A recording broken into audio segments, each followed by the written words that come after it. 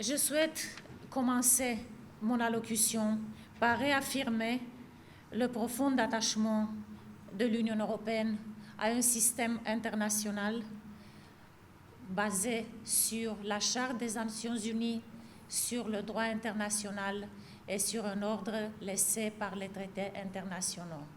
Nous le faisons toujours, mais ce n'est jamais de trop, et surtout que Djibouti est l'un des partenaires et l'un des acteurs régionaux et globaux qui fait activement la promotion de ces valeurs internationales et du droit international universel, et il convient de commencer par cela.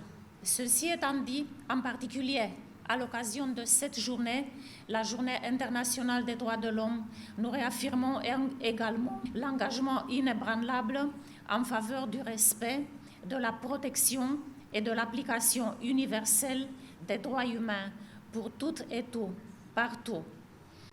Aujourd'hui, nous célébrons les 76 ans de la Déclaration universelle des droits humains. Je vais attirer votre attention sur le mot universel. Ça s'appelle la Déclaration universelle des droits humains. Et effectivement, universel, ça veut dire que ce sont les droits humains pour tous nous. Pour tous. Pour tous, ça veut dire pour tous les hommes, pour toutes les femmes.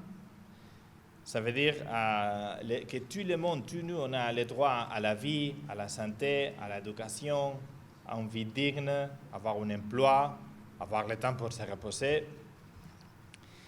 C'est des droits que tout le monde, n'importe quelle région du monde, doit avoir. N'importe si on habite en ville, on habite dans un village, si nous sommes des sédentaires, si nous sommes des nomades, des hommes, des femmes, des filles, c'est le droit universel pour tous, pour les pauvres et pour les riches, pour tous. Comme le secrétaire général des Nations Unies, Antonio Gutiérrez, a dit il y a quelques jours, maintenant les droits humains sont, il a dit en anglais, under attack. Je crois que les bonnes traductions en français, ils sont mis à mal. On regarde partout les conflits montent. La population civile aujourd'hui à Gaza, à Soudan, à Ukraine, sont très loin de voir leurs droits humains respectés. Les plus basiques, même les droits à la vie, ne sont pas respectés. Et vraiment, c'est un moment... C'est un moment de combattre encore plus pour avoir ces droits humains, comme je dis, le mot universel par tous, aussi pour les populations civiles dans des pays en conflit.